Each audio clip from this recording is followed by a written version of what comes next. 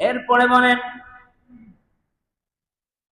ওয়াগদুদ ফি সাউতিকা, লুকমান আলাইহিস সালাম বলেন সন্তানদের তোমার কণ্ঠস্বরকে কিছুটা নিচু করো। কণ্ঠের মাধ্যমে অহংকার হয়, এই কণ্ঠটাকে নিচু করে রাখার জন্য লুকমান আলাইহিস সালাম তার সন্তানকে বলে দিলেন, আমার ক্ষমতা আছে, আমি যা তা জবান দিয়ে বললাম, আমার কণ্ঠের শক্তি দেখাইলাম। আল্লাহ রাব্বুল আলামিন এই কণ্ঠ বেশি দিন রাখে না, কথা কোন ঠিক কিনা? এই কণ্ঠ বেশি দিন রাখে না। আমরা দেখেছি বাংলার জমিনে কত ক্ষমতাশালী, কত ক্ষমতা, মুখ দিয়ে কিছু বললেই অ্যারেস্ট, মুখ দিয়ে কিছু বললেই মব সৃষ্টি করে মারধর। এইরকম আমাদের সমাজে আমরা দেখেছি, তারাও কিন্তু টিকতে পারে নাই, চলে যেতে হয়েছে, কথা কোন ঠিক কিনা? আমরা পাকিস্তান কি বলে স্বাধীন হওয়ার 1971 সাল থেকে এই পর্যন্ত 2025 সাল পর্যন্ত অনেক রাজাকে দেখলাম, অনেক প্রধানমন্ত্রী দেখলাম, যত ক্ষমতাশীল হয়েছে না কেন, যত শক্তি প্রয়োগ করেছে না কেন, এই পৃথিবীতে থাকতে পারে নাই, একদিন চলে যেতে হয়েছে, কথা কন। ও বন্ধু, এই খেয়ালে চিন্তা মাথায় রাখতে হবে, এই দুনিয়াটা আমাদের থাকার জায়গা নয়, একদিন চলে যেতে হবে, চলে যেতে হবে। এখন আমার শক্তি আছে বলে আমি শক্তি প্রয়োগ করব না, না না, আমার আচরণের মাধ্যমে আমি সমাজে সম্মানিত হব, কথা কন ঠিক কিনা? লুকমান আলাইহিস সালাম বলেন ওয়াকদুদ ফি সাউতিকা, বাবা তোমার কণ্ঠের আওয়াজকে নিম্নগামী রাখবে, কণ্ঠের আওয়াজের মাধ্যমে তুমি অহংকার প্রকাশ করবে না।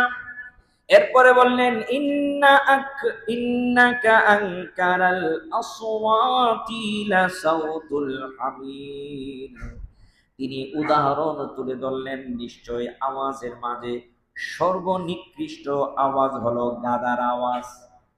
গাদার আওয়াজ কে কে কে করে তুলে ধরে, এই রকম যেন তোমার আওয়াজ না হয়, মানুষের সাথে আচরণটা যেন তোমার এই রকম না হয়, তোমার আচরণের মাধ্যমে তুমি মৃত্যুর পরেও মানুষের মাঝে বেঁচে থাকবে, এই রকম ব্যবহার দরকার আছে না না? আমার বন্ধু বাবারা ভাইয়েরা, একখানা আয়াতে কারিমা আপনাদের সামনে তুলে ধরলাম, দুইখানা আয়াতে কারিমা সূরা লুকমানের। আল্লাহ রাব্বুল আলামিন এই জায়গায় লুকমান আলাইহিস সালামের সন্তানকে কিছু উপদেশ দিলেন। এই উপদেশগুলো আমাদেরকে আল্লাহ রাব্বুল আলামিন জানায়া দিলেন, জানায়া আমাদেরকে শিখায়া দিলেন। এই উপদেশগুলো আমাদের নেওয়ার দরকার আছে না নাই?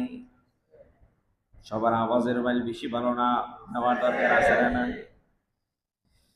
বন্ধুরা রে আমার, এই অহংকার, হিংসা, বিদ্বেষ মানুষের 5টা জিনিসকে নষ্ট করে ফেলে। কয়টা জিনিস?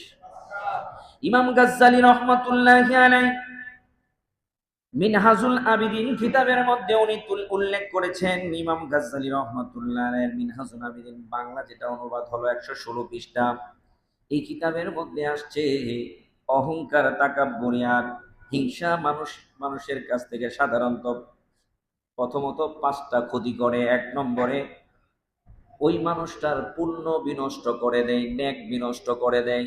2 নম্বরে পাপ ও নাফরমানির প্রেরণা যোগায়। 3 নম্বরে দুশ্চিন্তার উদ্ভব ঘটায়। 4 নম্বরে অধিকন্তু পাপ বৃদ্ধি করে। এরপরে হিংসার প্রভাবে হিংসুকের হৃদয় দৃষ্টিহীন হয়ে যায়, অবমাননা ও লাঞ্ছনার অভিশাপ ডেকে আনে। এই 5টি গুণ মানুষের মধ্যে তৈরি হয়ে যায় হিংসার কারণে, অহংকারের কারণে। যখন মানুষ হিংসা করে, অহংকার করে, তখন আল্লাহ রাব্বুল আলামিন তার পাপগুলান, তার নেকগুলানকে এমন ভাবে ধ্বংস করে দেয়। নবীজি উদাহরণ দিলেন, ওই পোকা যেই রকম ভাবে কাঠ কেটে ফেলে, ভিতর দিয়ে উপর দিয়ে সুন্দর সুন্দর থাকে, আঙ্গুল দিয়ে চাপ দিলে দেখা যায় কাঠটা পুরাটা নষ্ট হয়ে গেছে, ঠিক এমনি ভাবে অহংকার ব্যক্তির নেক আমল গুনাহ আল্লাহ রাব্বুল আলামিন ধ্বংস করে ফেলে। এই জন্য সাবধান হতে হবে। অহংকার আমার আল্লাহর চাদর। আওয়াজ দিয়ে বলুন, কার চাদর? আল্লাহ রাব্বুল আলামিন জানায়া দিলেন, আমার চাদর নিয়ে তোমরা টানা খেসরা করো না। যেই ব্যক্তি অহংকার করে, টানা খেসরা করে, আমার আল্লাহ বলেন নিশ্চিত তার ধ্বংস অনিবার্য। আমরা কোরআনুল কারীমের মাঝে কাননের ধ্বংসের ইতিহাস দেখেছি। বন্ধুরা রে, কত টাকা কত সম্পদের মালিক আমি আপনি হলাম, আল্লাহ রাব্বুল আলামিন জানায় দিলেন কানন এত সম্পদের মালিক হলো, গোডাউন লাগতো তার সম্পদের গোডাউনের চাবি গুলান রাখার জন্য। তার সম্পদ গুলান যে গোডাউনে তালা দিয়ে রেখেছে, ওই তালার চাবি বহনের জন্য উট লাগতো। এত সম্পদের মালিক কানন যেদিন বলল আমি আমার নিজের কষ্টে এত সম্পদের মালিক হলাম, আল্লাহ কয় আমি তারে জিরো থেকে হিরো বানাইলাম, এত সম্পদের মালিক বানাইলাম। আজকে সে বলে সে নাকি নিজের উপার্জনে এত কিছু করছে। ঠিক আছে, আমি আল্লাহ সব ধ্বংস করে দিলাম। আল্লাহ ধ্বংস করতে এক সেকেন্ড তো লাগে না, কথা কোন ঠিক কিনা? আপনি সকালবেলা ধনী, বিকালবেলা পথের ফকিরি। আমাদের এই মসজিদে একজন লোক আসছে, উনি বলেন আমি 7টা গার্মেন্টস এর মালিক ছিলাম। কয়টা গার্মেন্টস? 7টা গার্মেন্টস এর মালিক ছিলাম, মানে টাকা কম ছিল না। চেহারার মাঝে এখনো পর্যন্ত একটা বড় লোক ভাব আছে। ওই লোকটা আসছে ভিক্ষা করার জন্য, হাত পাততে আসছে, ঘরে খাবার নাই, তার ঘরে চেহারা দেখাইতে পারে না। আমাদের কাছে মসজিদে কালেকশনের জন্য আসছে, একটু সহযোগিতার জন্য আসছে। লোকটা বাহিরে দাঁড়াইছে, মানুষের কাছে হাত পেতে টাকা চেয়ে বাসায় চাউল নিয়ে গেছে। যেই লোকটা কিছুদিন আগে ধনী ছিল, আজকে মানুষের কাছে হাত পাতে বানাইছে কে? এই জন্য মুসল্লি বন্ধুরা, আল্লাহ সুবহানাহু ওয়া তাআলা দিতে পারেন, কেড়েও নিতে পারেন। এই জন্য আল্লাহ রাব্বুল আলামিনের কাছে শুকরকারী বান্দা হতে হবে। আল্লাহ রাব্বুল আলামিন আমাকে আপনাকে দিয়েছেন, কখনো অহংকার করা যাবে না, হিংসা করা যাবে না। এক হিংসায় আল্লাহ রাব্বুল আলামিন পৃথিবীর শুরু থেকে বুঝাইয়া দিলেন হিংসার কারণে ধ্বংস অনিবার্য। পৃথিবীর সর্বপ্রথম মানব আদম সফিউল্লাহ, আল্লাহ রাব্বুল আলামিন আদম সফিউল্লাহকে বানাইলেন। আল্লাহ বললেন সেজদা দাও, ইবলিস সারা সবাই সেজদা দিয়ে দিল। ইবলিস আল্লাহর সামনে যুক্তি প্রয়োগ করলো, রাব্বুল আলামিন আমাকে বানাইছো আগুন দিয়া, আগুনের কাম হলো উপরের দিকে, তারে বানাইছো মাটি দিয়া, মাটির কাজ হলো নিচের দিয়ে। আমার আল্লাহ কয় আমি যুক্তি টুক্তি মানি না, আমি যা বলছি হুকুম পালন করো। করো নাই, তুমি যুক্তি ফিট করছো। এরপরও তোমারে অনুমতি দিলাম, তুমি তওবা করে আবার একটা সেজদা দিয়ে দাও। ইবলিস কয় আল্লাহ আমার দ্বারা সম্ভব না, আমার দ্বারা সম্ভব না। আমার আল্লাহ কই তোর মধ্যে অহংকার চলে আসছে, তাকাব্বুরি চলে আসছে।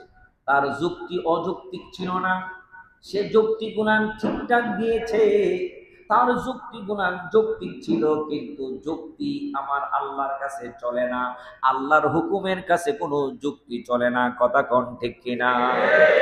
এই জন্য আমার মুসল্লি বন্ধু বাবারা ভাইয়েরা, অহংকার মানুষকে ধ্বংস করে দেয়, নিশ্চিত তাকে জাহান্নামী বানায়া দেয়। পৃথিবীর শুরুতে আমার আল্লাহ রাব্বুল আলামিন মানুষদেরকে জানায়া দিলেন আদম সফিউল্লাহর সাথে ইবলিস যে বিয়াদবি করেছে, আমার হুকুমের যে অমান্য করেছে, তার পিছনে প্রথম নম্বর কারণ হলো হিংসা। যে আদম রে তুমি মাটি দিয়া বানায় এত মর্যাদা দিয়ে দিলা, আর আমি তোমার এত বছর পর্যন্ত তোমার গোলামি করি, 9.5 লক্ষ বছর পর্যন্ত, আমারেও তুমি কও আদম রে সেজদা দিতে। এই যে হিংসা, হিংসার কারণে প্রথমে তার ভিতরে হিংসা আসছে, দ্বিতীয় নম্বরে তার মধ্যে অহংকার, যে আমি আগুনের তৈয়ার, আমার কাম হলো উপরে, তারে বানাইছে মাটি দিয়া, তার কাজ হলো নিচে। এই অহংকার প্রথমে হিংসা, হিংসা মানুষের হৃদয়ে অহংকার তৈয়ার করে। আর অহংকারের কারণে ধ্বংস নিশ্চিত হয়ে যায়। আল্লাহ উদাহরণ হিসাবে রেখে দিলেন, আমরা যদি মানি বুঝি তাহলে আমাদের জন্য সামনের পথটা সহজ। আমাদের মধ্যে কারো জন্য হিংসা রাখবো না, আমরা কারো হৃদয়ে অহংকার রাখবো না। মনে রাখতে হবে, হিংসা মানুষকে অহংকারী বানায়া দেয়, অহংকার নিশ্চিত জাহান্নামী বানায়া দেয়। আমি আলোচনার শুরুতে বললাম, আমরা জাহান্নামে যেতে চাই না, আমরা সবাই জান্নাতি হতে চাই, ঠিক কিনা? আমরা সবাই জান্নাতি হতে চাই কি চাই না? যদি জান্নাতি হতে চাই, কিসের বাহাদুরি, কিসের তাকাব্বুরি, কিসের অহংকার? অহংকারের ব্যাপারে একখানা কোরআনের আয়াত আল্লাহ দিছেন, কি বলে? হিংসা বিদ্বেষ নিয়ে আল্লাহ কোরআনে একখানা আয়াতে কারিমা দিলেন। আল্লাহ বললেন যে তুমি কাউকে নিয়ে অহংকার করলা, হিংসা বিদ্বেষ করলা, এই লোকটা টাকার মালিক হয়েছে, তুমি হিংসা বিদ্বেষ করলা। এই লোকটা বড় পদে উঠছে, তুমি হিংসা বিদ্বেষ করলা। এই লোকটার ইজ্জত সম্মান বাড়ছে, তুমি হিংসা বিদ্বেষ করলা। আল্লাহ প্রশ্ন করলেন, এই লোকটাকে টাকাওয়ালা বানাইছে কে? এই লোকটাকে সম্মান দিছে কে? এই লোকটাকে কি বলে মর্যাদা দিয়েছে কে? এখন তুমি ওই লোকটার মর্যাদা দেখে, টাকা দেখে, সম্মান দেখে হিংসা করলা। আসলে তুমি হিংসা করলা না, আমি আল্লাহ যে তারে নিয়ামত দিলাম, এই নিয়ামতের অস্বীকার করলা। আমার নিয়ামতের অস্বীকার করার কারণে তুমি কুফরি করলা, কুফরির কারণে তুমি কাফের হয়ে গেলা। কাফের ব্যক্তির সাথে আমি আল্লাহর কোনো সম্পর্ক। দেখেন হিংসাটা কোথায় নিয়ে যায়। এই জন্য হিংসা করা যাবে না, ঈর্ষা করা যাবে। কি করা যাবে? ঈর্ষা করা যাবে। ঈর্ষা মানে হলো যে ফরহাদুল ইসলাম বুলবুলি হুজুর নামাজ পড়ে 5 ওয়াক্ত, তাহাজ্জুদ পড়ে, আওয়াবিন পড়ে, এরশাদ পড়ে, আমিও তার মতো এরকম করব। সে যেরকম ইবাদত করে এর চাইতে বেশি আমি করব। সে যতটুকু কোরআন তেলাওয়াত করে তার চাইতে বেশি কোরআন তেলাওয়াত করব। সে যতটুকু জিকির করে তার চাইতে বেশি জিকির করব। সে যতটুকু দুরূদ শরীফ পড়ে এর চাইতে বেশি দুরূদ শরীফ পড়ব। এটাকে বলে ঈর্ষা। ঈর্ষা জায়েজ, ঈর্ষার মাধ্যমে একটা লোক জান্নাতি হয়ে যায়। ঈর্ষা করে এই লোকটা এত জ্ঞানী হয়ে গেছে, আরে কোরআনের আয়াত পড়তে পারে, অনুবাদ করতে পারে, তাফসীর করতে পারে, যা আমিও তার চাইতে বেশি করব। আমিও রাত দিন পরিশ্রম করে কোরআনের এরকম হাফেজ হয়ে গেলাম, অনুবাদ শিখে গেলাম, তাফসীর শিখে গেলাম। এইরকম ঈর্ষা করা জায়েজ আছে, কিন্তু অহংকার করা, যে হিংসা করা, হে কোরআনের হাফেজ হয়ে গেছে, মুফাসসির হয়ে গেছে, তাফসীরকার হয়ে গেছে, এর পিছনে যেতে হয় না, এর কাছে যাবই না, এ কি শিখছে? এই রকম হিংসা বিদ্বেষ ধ্বংস করে দেয়। আর ঈর্ষা আপনি করলেন, যে লোকটা একটু শিখছে এর চাইতে বেশি আমি নিজে করব, তাহলে আল্লাহ রাব্বুল আলামিন আপনাকে আরো ডেভেলপ করে দিবে। সুবহানাল্লাহ। এই জন্য আমার মুসল্লি বন্ধুরা, অহংকার প্রথম ধাপ হচ্ছে হিংসা। হৃদয়ের মাঝে প্রথম কি নিয়ে আসবে? হিংসা নিয়ে আসবে। হিংসা থেকে হৃদয়ের মাঝে আপনার অহংকার তৈরি করবে, আর অহংকারের মাধ্যমে আপনি চিরস্থায়ী জান্নাত থেকে দূরে চলে যাবেন। এই জন্য সাবধান। লুকমান আলাইহিস সালাম তার ছেলেকে এই অহংকার থেকে দূরে থাকার কয়েকটা কারণ তুলে ধরলেন। এই কারণগুলো যদি আমাদের মাঝে বাস্তবায়ন করতে পারি, আমরা এই অহংকার থেকে দূরে থাকতে পারবো, হিংসা বিদ্বেষ থেকে দূরে থাকতে পারবো। মনে রাখতে হবে, সরিষা দানা পরিমাণ হিংসা অহংকার যার অন্তরে থাকবে, ওই লোকটা জান্নাতে প্রবেশ করবে না। আমার আপনার হৃদয়ে অহংকার রাখার, আমি সহ আমাদের সকলের আজকের আলোচনাগুলো না মনে নেওয়া, চিন্তা করতে হবে যে অহংকার আমাকে জান্নাত থেকে দূরে সরাইয়া দিবে। আমার হৃদয়ে বিন্দু মাত্র অহংকার রাখা যাবে না। একজন ভালো হয়েছে, একজন ভালো কিছু করছে, এই মুখের ছেলে ভালো রেজাল্ট করছে, এই জন্য অহংকার করার দরকার, হিংসা করার দরকার নাই। বরঞ্চ আল্লাহর কাছে দোয়া করতে হবে, আল্লাহ তার সন্তানকে, মনে করেন হিংসা চলে আসছে, অহংকার চলে আসছে, তার ব্যাপারে হিংসা চলে আসছে যে এই মুখের ছেলে ভালো কিছু করে ফেলছে। হিংসা আসবে, শয়তান আপনাকে গুতাইবে। ওই সময়টার মাঝে আল্লাহকে বলবেন, আল্লাহ অমুকের ছেলে ভালো কিছু করছে, দোয়া করি সে যেন আরো অনেক উপরে উঠতে পারে। তখন শয়তান দেখবেন আর কাঁদতে কাঁদতে আপনার কাছ থেকে দূরে যাবে, আপনি জয়ী লাভ হয়ে গেছেন। সুবহানাল্লাহ। এই জন্য এই ব্যাপারে আমাদের সতর্ক থাকতে হবে। শুধু পয়েন্টটুকু বললাম, মনে রাখতে হবে আমি ছিলাম এক ফোঁটা বীর্য, এক ফোঁটা পানি। আমি ছিলাম কি এক ফোঁটা পানি, আবার আমি হয়ে যাব মাটির পোকামাকড়ের খাবার, পচে গলে মাটির সাথে মিশে যাব। আমার বলতে কিচ্ছু নাই। মধ্যের সময়টুকু যা কিছু আল্লাহ আমাকে দিয়েছেন, আল্লাহর নিয়ামত, শুকুরকারী বান্দা হয়ে আল্লাহর কাছে এই নিয়ামতের শুকরিয়া আদায় করে নিজেকে ওই রকম ভাবে প্রেজেন্টেশন করতে হবে। আর দুনিয়াও মাজরাতুল আখিরা, এই দুনিয়াটা পরকালের জন্য শস্য ক্ষেত্র। এই মধ্যের জীবনটাই যা কিছু অর্জন হয়েছে, যা কিছু আমার কাছ থেকে বিয়োগ হয়েছে, সবকিছু আল্লাহর পক্ষ থেকে, ঠিক কিনা? এটাকে নিয়ামত মনে করে নিজেকে ওইভাবে যদি বাস্তবায়ন করে সামনের দিকে নিতে পারি, নিশ্চিত নির্দ্বিধায় জান্নাত আমার আপনার জন্য অপেক্ষা করতে থাকবে। আর আমাদের সবারই কামনা জান্নাত, কথা কোন ঠিক কিনা? আওয়াজ দেখুন ঠিক কিনা? আমি দেখেছি গতকালকের একটা বিষয় আমাকে খুব প্যারা দিয়েছে, সেটা হলো,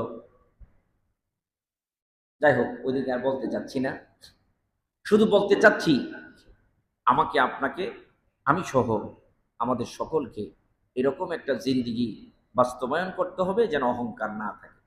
অনেকেই চিন্তাধারা করে যে দামি কাপড় সাপড় পরলে মনে হয় অহংকার চলে আসবে। না, দামি কাপড় অহংকারী নয়, ভালো চলা অহংকার নয়। ভালো চলাটা আল্লাহর সন্তুষ্টি। ভালো চলাটা কি? হাদিস শরীফের মধ্যে আসছে, নবীর সাহাবী নবীজিকে প্রশ্ন করলেন কি, আন আব্দুল্লাহ ইবনে مسعود رضي الله تعالى عن النبي صلى الله عليه وسلم قال لا يدخل الجنة من كان في قلبه مثقال ذرة من كبر فقال رجل إن رجلا يحب أن يكون ثوبه حسنا ونعله حسنا قال إن الله جميل يحب الجمال الكبر بطار الحق وغمط الناس رواه مسلم।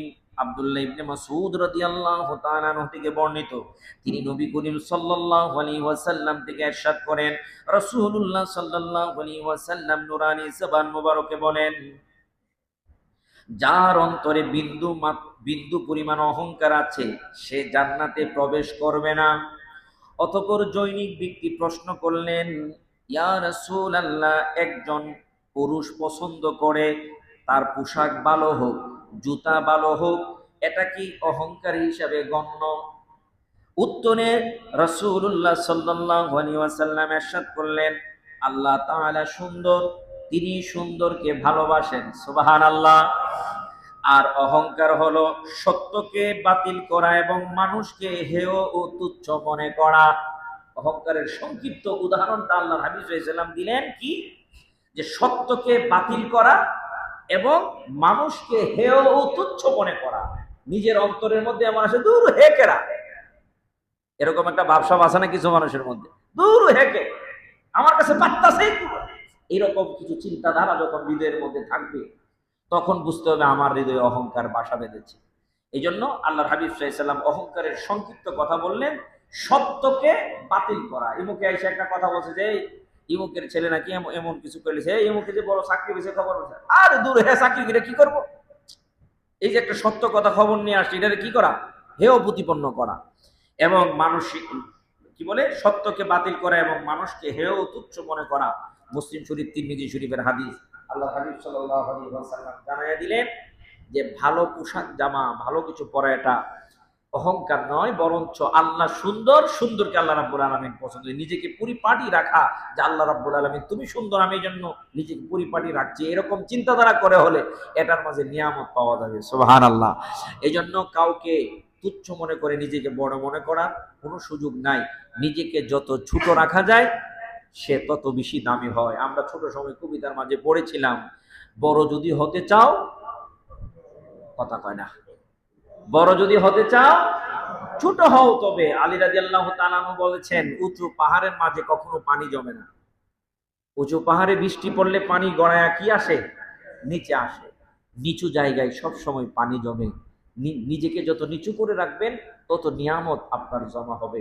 তত সম্মানিত আপনি আমি হব। আমরা যেন ওই রকম গুণী গুণী হয়ে নিজের জীবনকে পরিচালনা করতে পারি। আল্লাহ আমাদের তৌফিক দান করুক, সকলে বলি আমিন।